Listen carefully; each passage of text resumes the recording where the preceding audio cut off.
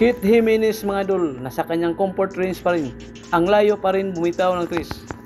Naghiyawa naman ang crowd sa ginawang sidestep ni Archie Concepcion. At John Nermal napakita agad ng veteran's move sa kanyang pagbabalik sa MPBL.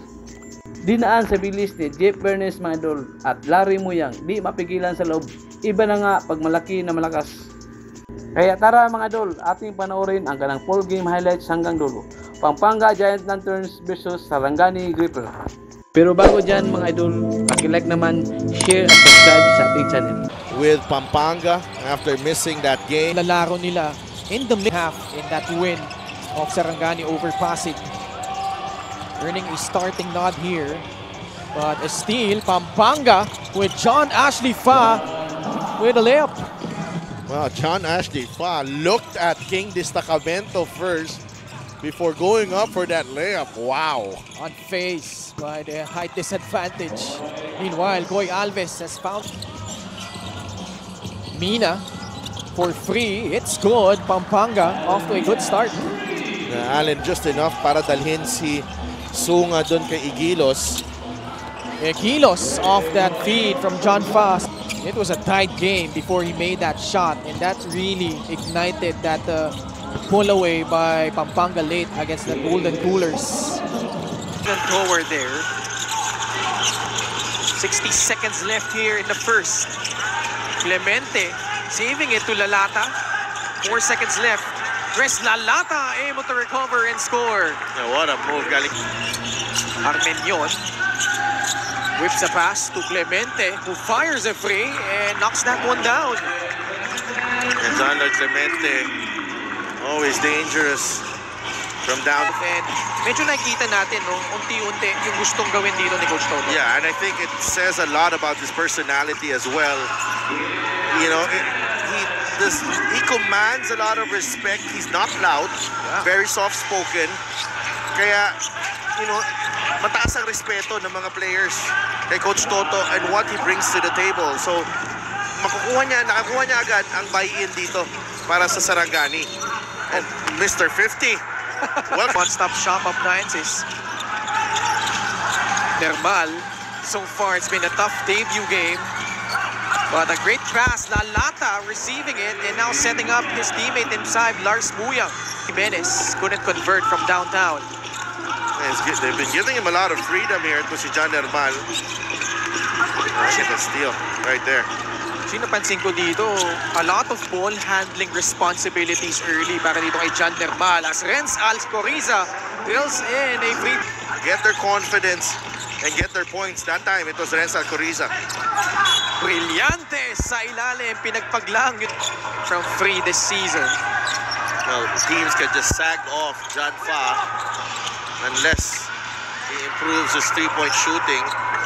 Grabe yung J.Mo Igilos sa ilalim. Yan ang mga ninong na si Boss Robert Kai. Boss Robert, gusto mo ba yun? Galing kay Gimo, si Jeff Bernes, kaibigan niya ni Boss Robert. Yeah. And a lot of our friends here in the MPBL. Oh, look at that range. Opposition na itong kalaban na Pampanga. But still a lot of time left. Alcoriza lines it up, no good. Lars Muyang with another board. Puts it up and gets it to trickle in. Well, Muyang got hit. Covers behind the back. Viernes inside. Got blocked by Larry Muyang and off to the races. Renz Alcoriza with an easy layup. Season not too bad, especially with Pampanga.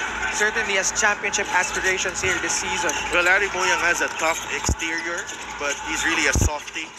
And you see the heart na you know, he honored guidance galing kay kila J.Mo Igilos, Chris Lalata, Renz Palma.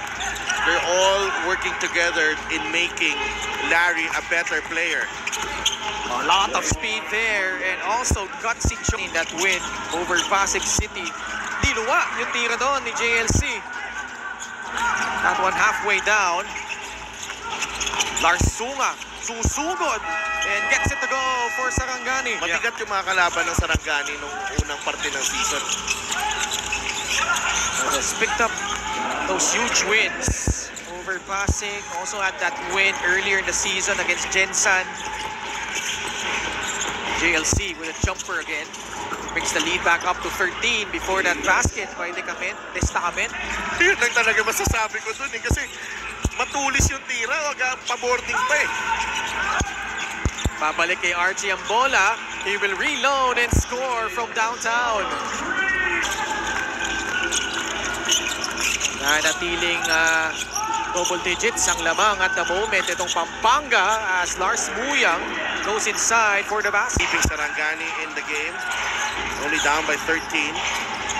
The lob to Koy Alves, able to regain his footing and score. But ito yung movement na yun. Koy Alves got caught. They're trying to defend JLC.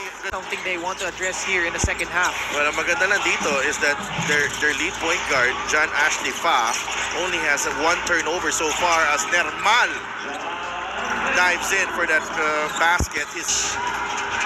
Marilao, susugod, lost it to Allen Mina. Bounce pass, John Nermal. The layup is good. Great pass, Jeff Viernes dito sa batang-bata. Oh. Jimenez stumps it, and this is Ken Brillantes scoring 2 more. Now has 6 points. 52-40. 12-point lead. Viernes bubukol ng 3. Gets the friendly bounce. Jeff Viernes certainly To within 9. 54-45. a run spearheaded by Jeff Viernes, but Archie Concepcion. Look at the weapons. Points. Double team on Alarreñon. Release pass to Concepcion. Clemente receives it and kissing it off the glass and in. Quickly though, Sarangani, Danny Marilao off that gorgeous pass from Jeff Viernes. Jeff Viernes making a difference here in the third period. I was about to say that really that was deflating yung nangyari dun because they were playing really great defense there before JLC made a hotel in Baguio. Always a supporter ng the MPBL, kaibigan ni Boss Robert Kai o Boracay Dilaian, sa mga sponsors ng Pagkasinan. Ooh, big boy move down. Mid-range jumper, no good. The catch. Concepcion, sidestep beauty right there. Sarangani medyo humabol na in terms of committing those turnovers. Well, they committed a lot of turnovers in the third, early part of the third. Pero nice quick passing. Quint Jimenez with the assist para kay Lars Sunga. 69-55, a steal by Lars Sunga. Sunga goes up for the one-handed stuff. Wow! Tequilos sizing up Koy Alves. At the post. Steal ulit. Dozum off to the races. Challenging Archie. Calyari inside for the putback. Lead down to 10, 69-59. Great run here by Sarangani to close out the third. Clemente though able to score just to beat the buzzer. Offensive sequences by Sarangani. Pampanga player, Alcoriza, I believe. Lars Muyang. Poste yan si Koy Alves. PB hit sa loob. Gets 2 more points.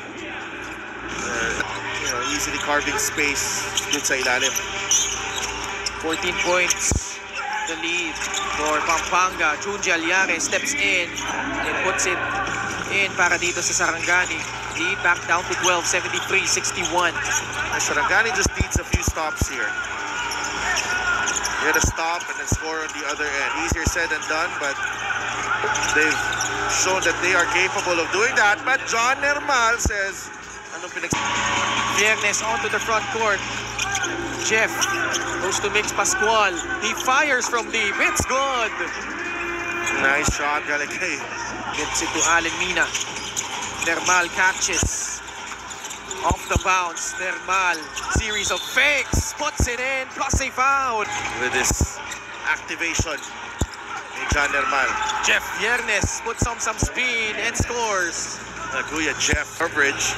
He now has 15 points, although yung rebounding niya naman ang nawala. Mix Pascual with his first 2-point field goal after that steal again. Gani dito, keeping them in it here. Another one. Well, this is the lack of a point guard right now. 7 seconds remaining on their shot clock. Mina has to go. Clemente, no good.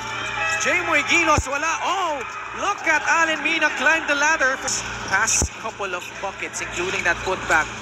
Really dousing the rally nitong Sarangani. Although di pa tapos, si Kit Jimenez. So, ibang classic player din naman ito si Kit Jimenez. Allen Mina lines it up for three. Fifth guy in double figures with 12 points.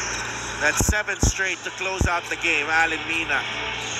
What a performance here down the stretch. That will count. That long free from Kit Jimenez. He will finish